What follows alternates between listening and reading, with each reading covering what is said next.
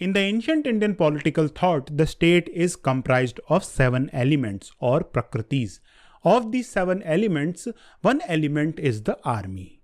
Now in Kautilya's Arthashastra, these 7 elements are described in great detail. But Kautilya's Arthashastra is not the text that invented this concept. This concept existed before the time of Kautilya, and we see that from the time of Kautilya and even the later thinkers all have used this concept. Now, since Kautilya has described these elements in great detail, when we look at Kautilya's Arthashastra, we see that although army is part of the 7 elements of the state, it is not the most important element.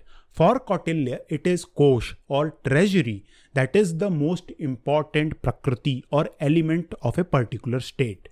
Kautilya tells us that the army may go to the enemy or murder the king himself and bring about every kind of trouble. But finance is the chief means of observing virtuous acts and enjoying desires. So here you can see that how for Kautilya it is not the army that is the most important element of the state. It is the kosh or treasury that is the most important element. Now when we move to the later thinkers, we see that this view does not remain the same. For example, when we look at Kamandak, who existed around the period of 5th century to 7th century AD, he believes that army is an important element of the state. So you can see that different thinkers viewed the importance of army differently.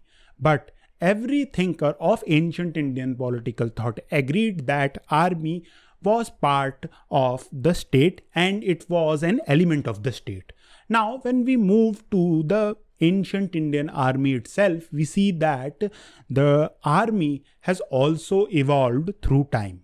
So when we look at the different divisions of the army, we see that in the Vedic period, the Vedic army was divided into 2 divisions or 2 different classes. Now in the Vedas, there is no explicit mention that the Vedic army is divided into 2 different divisions, but we can guess from the different sources that is available to us. So most scholars believe that the Vedic army was divided into foot soldiers who were called pattis and the people who rode on chariots. So these 2 different divisions of the Vedic armies were also from different social backgrounds. So most of the time, the Rathnis were from the elite or noble background. So these were the people of higher classes. And then when we look at the foot soldiers or pattis, most of the time, these foot soldiers were from the lower classes. Now, when we move to the period of the epics, we see that in both Ramayana and Mahabharata, there is a term that is used to describe the armies that fought in the wars of the epics. So this term that is used is Chaturanga Bal, or sometimes the term Chaturanga Chamu is also used. So the term Chaturanga Bal and Chaturanga Chamu were for the first time used in the epics Ramayana and Mahabharata. But what we see is that even in medieval text, this term was used. And this is quite interesting because when we move to the medieval period, we see that chariots were not used. But the term Chaturanga Bal was used to describe an army, and particularly an army of great size. Another important point about the Chaturanga Bal is that the 4 divisions of the army and their importance also changed with time. So when we look at the Vedic period, we see that it is the chariots which are the most important part of the army. Then when we move to the epics, we see that in Mahabharata, although the other elements are mentioned, but chariots are still the most important part of the army. But when we move to the Mahajanpat period, we see that it is the war elephant that had achieved the important role. Although this does not mean that chariots were not used, they were used. But now the war elephant was the main part of the army, and we are told that it is the war elephant that decided which power would win the battle. This importance of war elephant continued up to the early medieval period, and we see that by the time of 9th and 10th century, this importance of war elephant decreased, and in its place it is the cavalry that took the prime position of the Indian armies. So the term Chaturang Bal, as I have mentioned, is used throughout the Indian literature to describe great armies. But what we see is that there is also another type of division that is mentioned in Indian literature, and most of the time this division was based on the source of recruitment of a particular soldier. Now, when we look at the Vedic literature, we see that there is no such division that is mentioned, because in the Vedic period, most of the time soldiers were volunteers and there was no standing army during the Vedic period. But by the time of epics, we see that there was a distinction that is being made based on the source of recruitment of a particular soldier. So in the Ramayana, we see that 5 types of divisions are mentioned. So the first type of force that is mentioned is Mitrabal or allied force. So these were the forces that were supplied by an ally and also from a power that had the same objective. The second type of force is Atvi Bal. Atvi is the term that is used for forest dwellers. So this means that force of forest dwellers. Now this force, according to many thinkers, particularly Kautilya, should not be used by a king in the main battle. Kautilya also tells us that a king should be careful when to use this force, because these Atvi soldiers most of the time lived on loot. So a king should be careful when to use these soldiers. But Kautilya also tells us the good qualities of Atvi soldiers. So he tells us that these Atvis were good spies.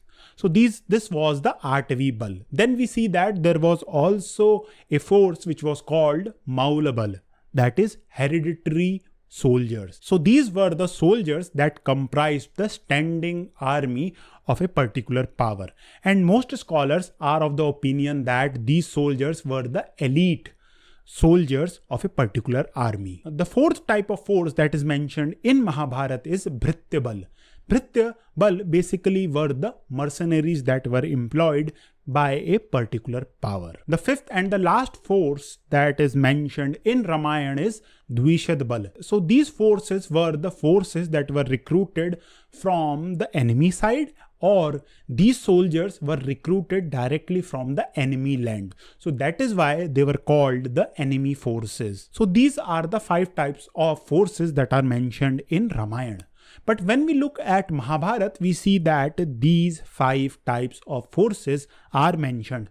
But Mahabharata also adds another type of force, and this is the Shreni Bal, that is guild forces. So as most of us know, Shreni means guilds, and most of the time these guilds were part of a particular kingdom and they also maintained their own soldiers. So Mahabharata tells us that a king could use the forces of the guild for a particular battle or a war. With this addition of Shreni Bal, we have the 6-fold division of the ancient Indian army, and this 6-fold division we see is present in Kautilya, and the later thinkers also mentioned this 6-fold division. Now the importance of these different forces that are part of this 6-fold divisions varied from sources to sources. So for Mahabharata, the best forces are the Maula Bal, that is hereditary forces, and the Mitra Bal, that is allied forces.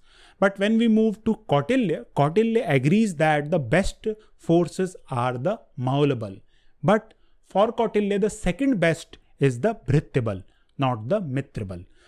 And we see that Kautilya places Mitra Bal at the 4th position. For him, the least important force is the Atvi Bal, or the force of forest dwellers. So you can see that how from different sources to sources, the importance of these 6 types of forces also varied. So from all this, we can clearly see that there were 2 basic distinctions that are present in the ancient Indian political thought when they classify the ancient Indian armies. So the first was the Chaturanga Bal, or 4-fold division.